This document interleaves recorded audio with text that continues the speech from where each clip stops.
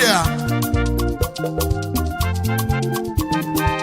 aka uyami oreti alụ nwa Anambra ọbata owele egwu enu uyami music empire where you come and see music one where I see there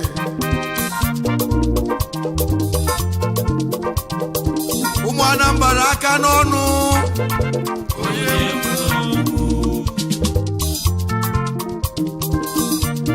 wezo mogo dogwe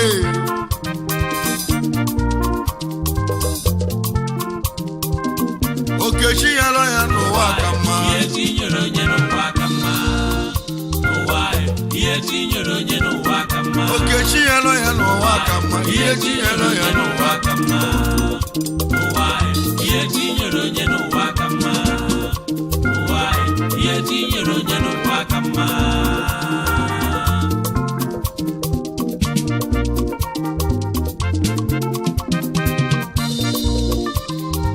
wayo bụ ije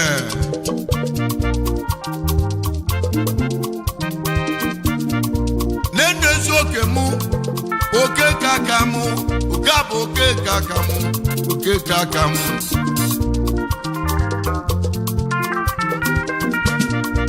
egwu ka m na-etinu ụmụnne m ya bụ oke kaka mụ oke kaka m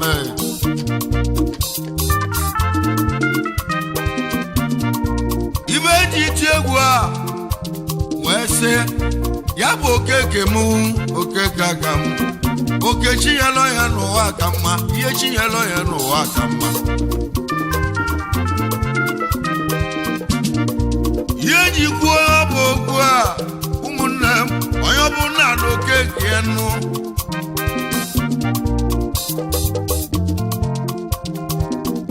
onye chukwu nyela oke bilie na-ekele chi ya onye ọbụla na-ekele chi ya maka oke nke aka ya ụfọdụ konyela ịzụ afịa chukwu abịa ma ya na ụfọdụ ịzụ afịa kwa na-ekele chi ya onye na chukwu ma egwu onye amị eze egwu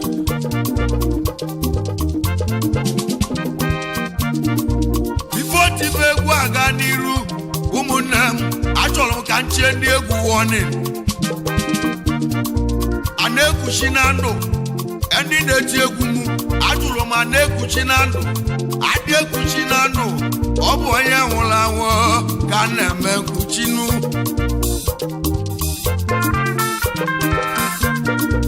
Obinna nwa amame Obinna chie ndị egwu warning kabaje wee kwụsị iti egwu mụ maka okeke mụ ya bụ okeke aka mụ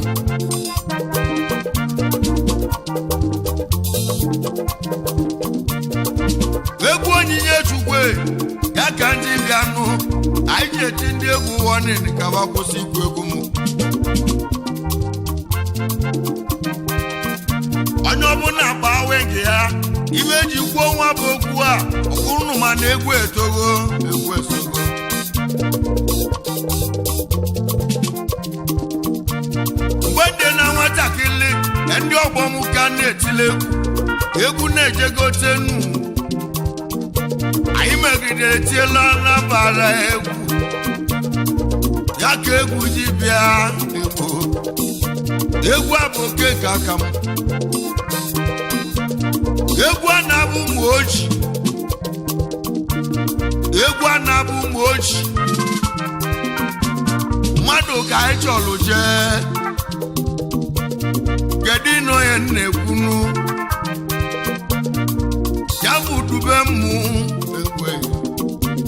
odogwu n'ụmụ ojii chukwu gozie gị ebi gị were oge gị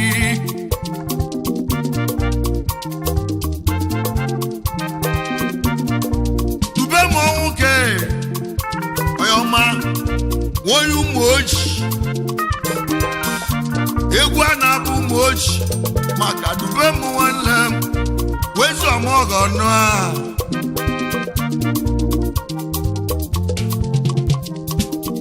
okechi ya lọ ya n'ụwa ka mmanụ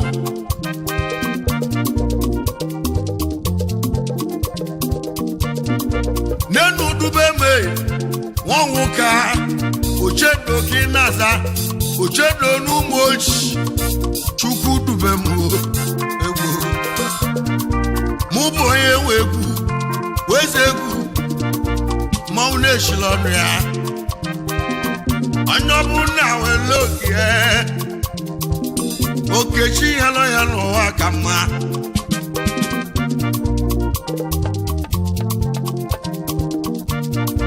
chukwu dube m ọnwụka ochedo ụmụ ochi Elias Dumko Nigeria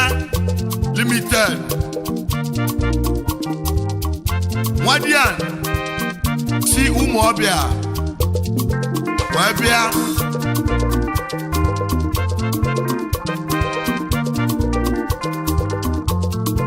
okwu ebube na-ejele ozi mekeneyi odogwu n'India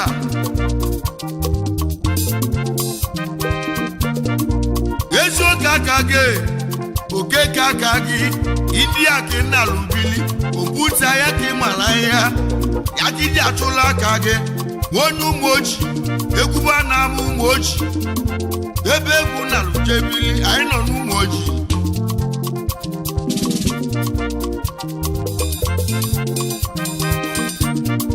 nwanne dị na mba bịanụ dube m nwanne m n'enu dube m nwanwụka ochedo n'ụmụ ochi chukwu gozie gị Elias Dumko dịkanụ Nigeria Limited oyama oyoga dele mma nwadị anyị nwanne m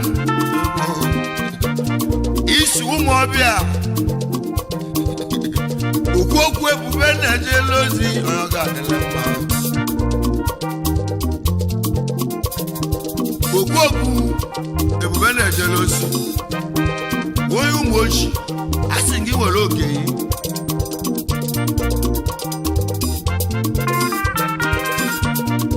wezuoke aka mụ okechi ya nọ ya n'ụwa ka mma ihe chi ya nọ ya n'ụwa ka mma ihe chi ya nọ ya n'ụwa ka mma okechi ya nọ ya okechi ya nọ ya n'ụwa ka mma ihe chi ya nọ ya n'ụwa ka mma okechi ya nọ ya n'ụwa ka mma ihe tinyere onye n'ụwa ka mma ihe tinyere onye n'ụwa ka mma wezu ọmọgọ na-adanụ dube m nwanne m egwu na-alụ m oji bili mmadụ ka chọrụje ya bụ dube m ochedo nwanne m ochedo n'ụmụ ochi onyeọma igwe odogwu nwanne m ike n'indi ya this can today late Chief Titus Onka eze nwa mmadụ Ishie Ochendo na ụmụ ochi may peace so rest in peace amen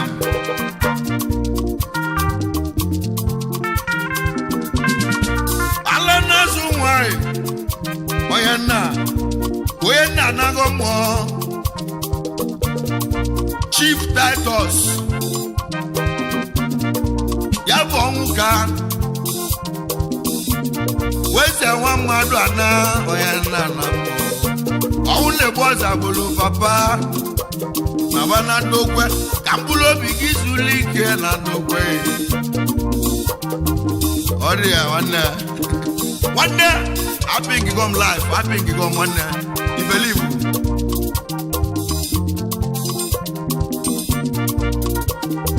this na kenelo gị yours lovely mother Oria Ukeria Onka nnukwu ada ọ ga-adịla na mmanụ n'enu ezi mamanu ala nazo nwa beme ya sika keleyi ya bụ nene ye nwe ali omolozwa mame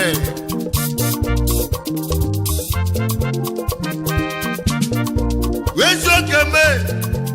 oke kakam anyobuna loke kakao oke chiyelo ya no akama iye chiyelo ya no akama Why? iye chiyelo ya no Wakama.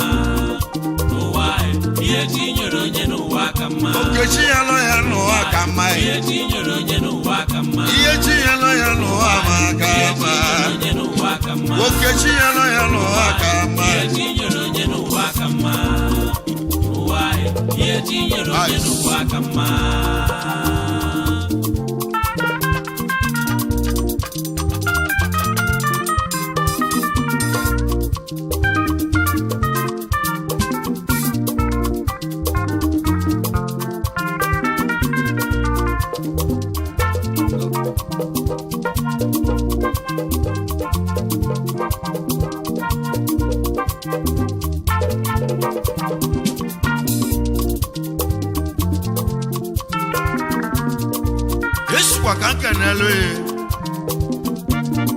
Yours lovely senior brother Uzodimwa Onka onye koto blue na Lagos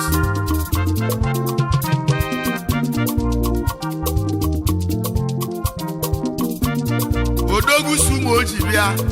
mekeleyi Dube musina keleyi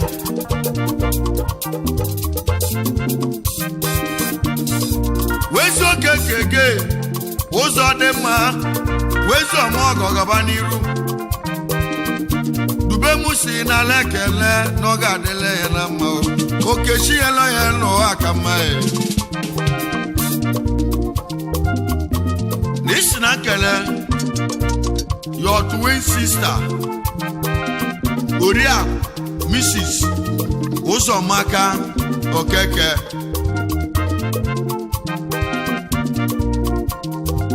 Adaruleko Wozu Adadi Orama Mekenei Gedimaka your sister Nkeshi Ofoje Adadi Orama aka Ada Nkoti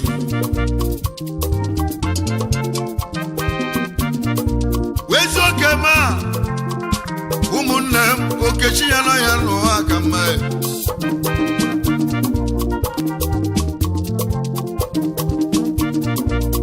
Ishkwana kene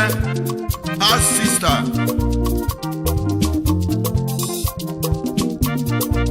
Chidi Ogo Obiejes Adasi Obinna ya This is not going to Okechi yelo ya no wakama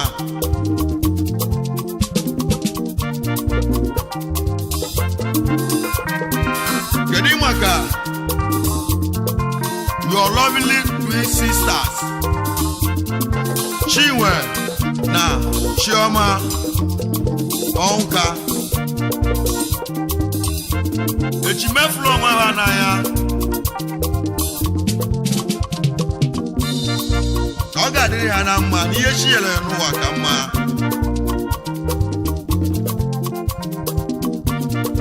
Chukwu dube m onye mee onye ụmụ ochi ike n'obodo oyibo nụ Okechi ya na-ege n'ụwa ka mma ihe chinyela ya n'ụwa ka mma Chukwu enye wogo oke gị oke kaka gị ya ka iji metravel India ka ị na-alụbili ọdịle ya na mma o aka na ọmọgọ ga n'iru ọmọgọ adị ahụ ya onye nwegwu na anamabego egwu Okechi ya nọ ya n'ụwa ka ma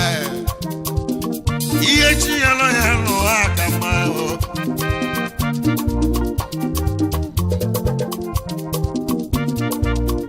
Jesu tezo ihe nwanne mmadụ bụ Chikele ọya ga-adịle mma o nenu Ikechukwu nwanne m Amakeze dike nụ ọya ga-adịle mma o Ikechukwu Amakeze Chigbada oke mmiri na ụmụ oji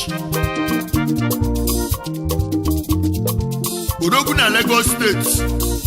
ọya ga-adịle mma Chigbada ọya mee oke mmiri na-ebu ogwe bụla agbata Odogwu na ụmụ oji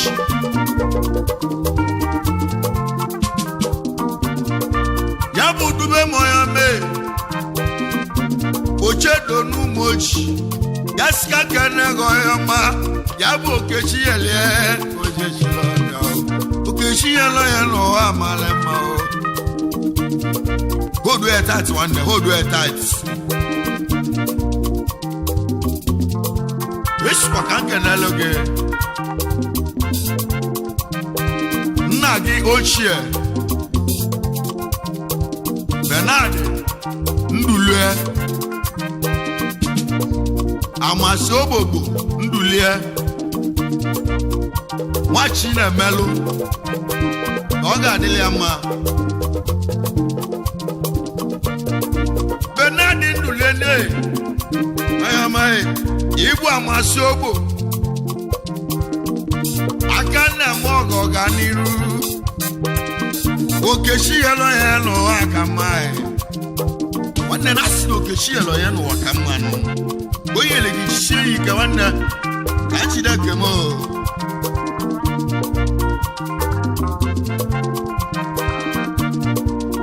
dube m Ochedo n'ụmụ oji n'isikwa ka nke n'elu gị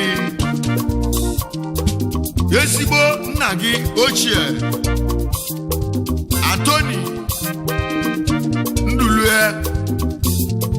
Chielugo na ụmụ oji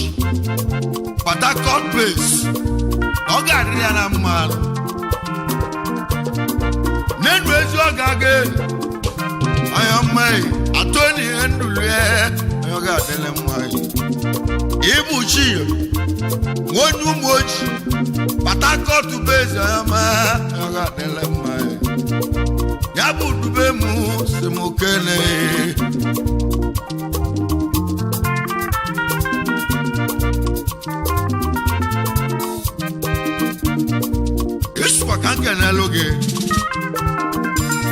your loving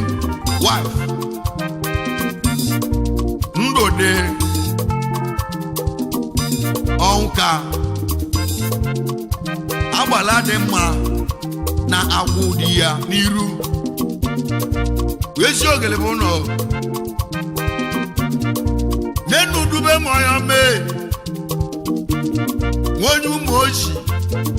Chukwu gozie gị egwu n'ala ụmụ ojii debili ka Jesu toli akụhe weze nwanyị nata onye ga-adịle mma gendo die nwanwụka agbala dị mma ya na-akwụ die n'iru agbala dị mma ya na-akwụ die n'iru wezi ogele bụ nọ egwe ọ dị ya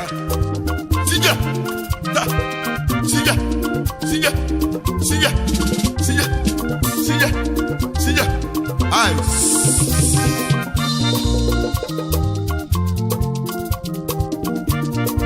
Nenu ezi nwage, ya bụ ezi nwage, ezi nwago.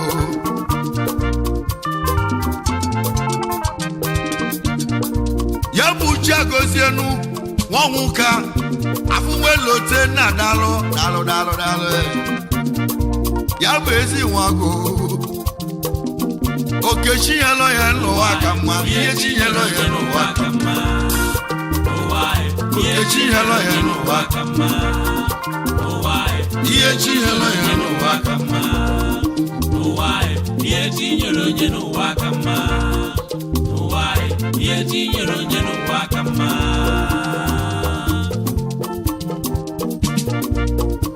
ọ dị Nigeria esikwa ka nkenelu gị yours goes in India n'oso Okoji Chielugo na Umoji Odogwu Nigeria nenu boss yabu your boss oyo ga dele mma o nenu Chukwu n'oso Okechi Chielugo dalu yabu dubemu si na lekele no ga dele na ma Nishwa ka nkenelu gị Tochukwu Nedu Alachi na Umoji Odogwu na India ọ ga-adịla na mmanụ kedu maka Chinedu Nedu Aboy Odogwu na India na isi na Okechi yele ya n'ụwa ka mmanụ ka nkenekwa Okechukwu Santos Obidiwe Igbudu Eze Ebunafọ na Umoji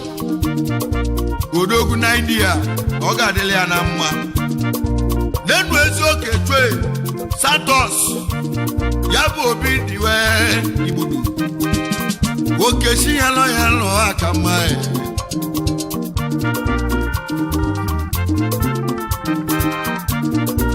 Eswa ka nkenelu gị Izu Ndụ Ezufo Obieze na Umoji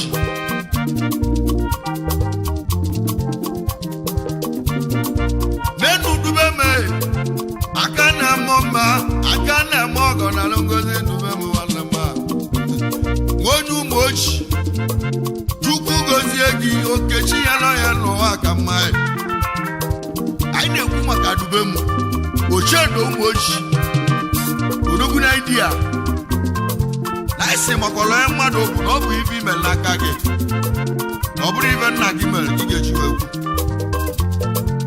obi fe mere ka telu wezi ọmụọgọ gaa n'iru aka na-eme ọgọ gaba n'iru ka ọ dịla ya na mma mgbe mgbe isi na nkenelu gị Felis Belonwu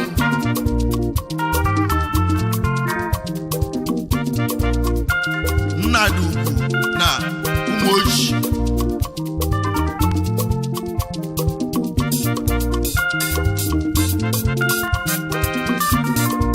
Felice Yomame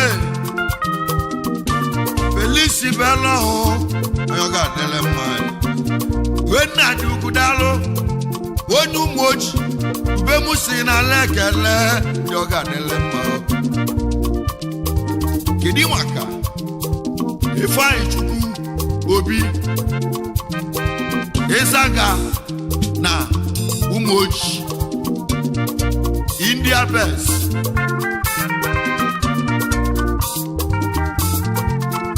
your good in-law na ọ ga-adịla ya na mma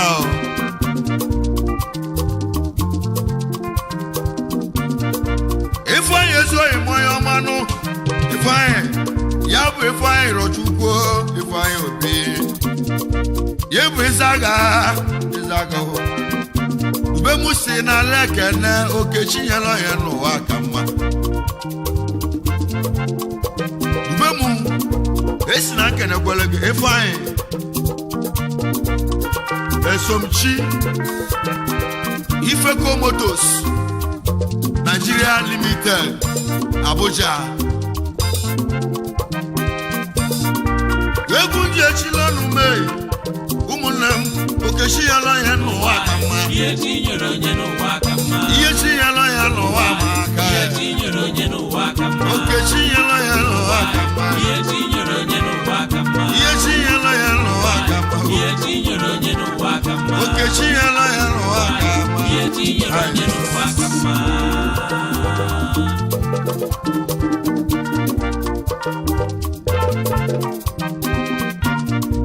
Obi King onye malecho ameche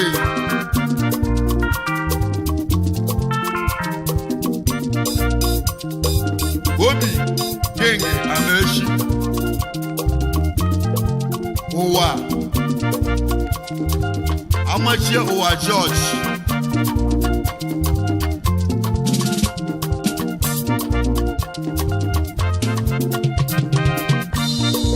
one na esi na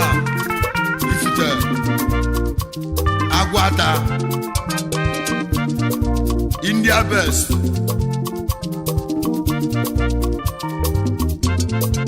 Iswa ka nke n'eluge Emenike Chukwuanụ na Umoji School Board Abuja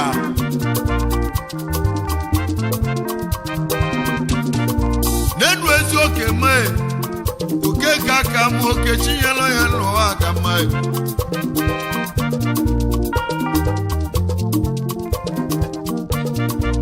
ezi oye Emenike nwe Chukwu gozie gị ịbụ School Board dube mụ si na lekele na ọ ga-adịle ya na mma Iswa ka nkenele oge Chukwuka Amakoha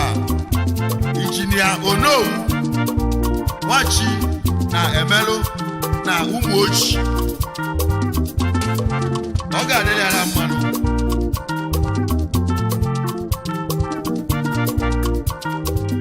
egwe enu Chukwuka nwe Nwamakoha ibu Injinia Onowu Odogwu n'Umoji ube mụ si na lekele na ọ ga-adịle ya na mma ube mụ onye Umoji isi na kenelo gị Ifeanyị tu kwado Paka na Umoji Ifeanyị Chukwu kwado nwe onye ọma Paka ọ ga-adịle gị na mma onye ọ ga-adịle mma ube mụ si na lekene na okechi nyela ya n'ụwa ka mma kedu maka mmadụ ka ọnwa zọba injinia Danledi na Umoji Ọka branch ọ ga-adịle ya na mma n'elu mmadụ ka onye ọmanụ okechi nyela ya n'ụwa ka mma ihe chi nyela ya n'ụwa ka mma ọnwa zọba mgbe mụ esi ka nkenekwalụ gị Los in-law Anthony Ofoje Koti nwa Umoji Odogwu na Abidjan ọ ga-adịle ya na mmanụ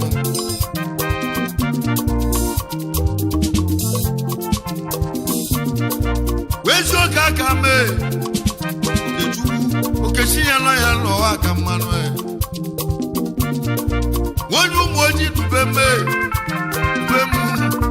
Chukwu gozie gị oche n'enu oche dị onye ọma onye Umoji egwu n'ala Umoji bili maka dube mụ ya bụ nwa ọhụka onye ọ ga-adịle mma ike n'obodo oyibo nụ dube mee ọ dị ya nwanne isi ka nkenelụ gị Emeka Okeke ezi ọgọ gị na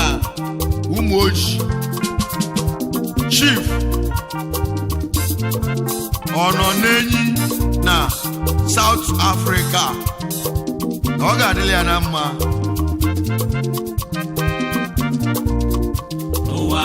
ihe ihe tinyere onye n'ụwa ka mma ụwa ihe tinyere onye n'ụwa ka mma okechi ya lọ ya n'ụwa ka mma ihe tinyere onye n'ụwa ka mma ihe chi ya lọ ya n'ụwa maka ihe tinyere onye n'ụwa ka mma okechi ya lọ ya n'ụwa ka mma ihe tinyere onye n'ụwa ka mma isikwa ka nkenele gị ụwa ihe Feliz tinyere onye n'ụwa ka mma abọnwa afọ ụwa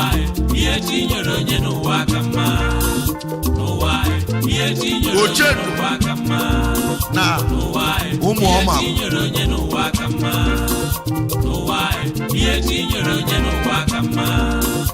ụwa ihe Eze. tinyere onye n'ụwa ka mma ụwa Ọmọgọ ihe tinyere onye na n'ụwa India ụwa ihe tinyere onye n'ụwa ka mma kedu maka eze nne ya ihe tinyere onye n'ụwa Okongwọ na ụwa ihe tinyere onye n'ụwa Eziagwụ Enugu ihe steeti tinyere onye n'ụwa ka mma Ike na ihe Go tinyere India n'ụwa ka mma ụwa ihe tinyere onye n'ụwa ka mma ụwa ihe tinyere onye n'ụwa ka mma isikwa ka nkenele gị ihe tinyere onye nke n'ụwa mụ akọrọ mụ Obiejes ihe tinyere onye n'ụwa ka mma soja man ụwa ihe tinyere onye n'ụwa ezi ka mma ọgọ gị na ụmụ ihe oji tinyere onye n'ụwa ka mma oke nwa ihe na tinyere Owerri onye n'ụwa ka mma kedu maka ihe tinyere onye n'ụwa ka mma Anthony ihe tinyere onye n'ụwa ka mma Okoli ihe Obi tinyere Adada ka mma na Enugu ihe tinyere onye n'ụwa ka mma Ụmụahịa Odogwu ihe tinyere na onye n'ụwa ka mma Ọstra ihe tinyere onye n'ụwa ka mma ya na ihe tinyere onye n'ụwa ka mma Chunoso na ihe tinyere onye n'ụwa ka mma mmiri na ụmụ oji ihe tinyere onye n'ụwa ka mma Odogwu na India ihe tinyere onye n'ụwa ka mma kedu maka chief ihe Dominic tinyere onye n'ụwa ka mma Ọbadile ihe tinyere onye n'ụwa ka Ọchịlị Ọnọsoleze ihe tinyere onye n'ụwa ka mma ihe tinyere onye n'ụwa ka mma ụmụ ewelu Anam ihe tinyere onye Odogwu n'ụwa na India mekele ihe yi tinyere onye n'ụwa ka mma isikwa ka nkenele yi ihe ọnụ ngene echi echi one of ụmụ ewelu mụ onye n'ụwa ka mma Anam Odogwu na India ihe tinyere onye n'ụwa ka mma ihe tinyere onye n'ụwa ka mma wezi ọmụọkụ Odogwu ọnụ ngene echi echi ebighị nwa amama onye ọ ga-adịrị mma n'ụwa ka mma okechi ya lọ ya n'ụwa ka mma ihe chi ya lọ ya n'ụwa ka mma ihe chi ya lọ ya n'ụwa ka mma ihe tinyere onye n'ụwa ka mma esikwa ka nkenelu chief God Embassy ọchịla ọzọ ha na ụmụ eze Anam Odogwu na India ọ ga-adịrị mma ihe tinyere onye n'ụwa ka mma aka na-eme ọgọ ga n'iru bọọlụ nwanne m bọọlụ Embassy ihe tinyere onye n'ụwa ka mma ịbụ ọchịla ọzọ ha ihe tinyere onye n'ụwa ka mma dube m si n'ala ekele ọ ga-adịrị onye mma n'ụwa ka mma n'okechi ya lọ ya n'ụwa ka mma ihe tinyere onye n'ụwa ka mma ihe chi ya lọ ya n'ụwa ka mma ihe tinyere onye n'ụwa ka mma ihe tinyere onye n'ụwa ka mma egwu njechila ọnụ mee tinyere onye n'ụwa ụmụnne m egwu aka eji ananụ ihe tinyere omenụ anụ kọchala ọgọ ọzọ nụ egwu gechila ọnụ ya n'ụwa ka mma ihe chinyela ya n'ụwa maka mma ihe tinyere onye n'ụwa ka mma oke chinyela ya n'ụwa ka mma ihe tinyere onye n'ụwa ka mma ọ dị mma nwanne jedije ihe tinyere onye nwana n'ụwa ka mma m ebu sekretrị nwanne ihe ọ ga-adịrị gị na mma ka mma kedu maka abasi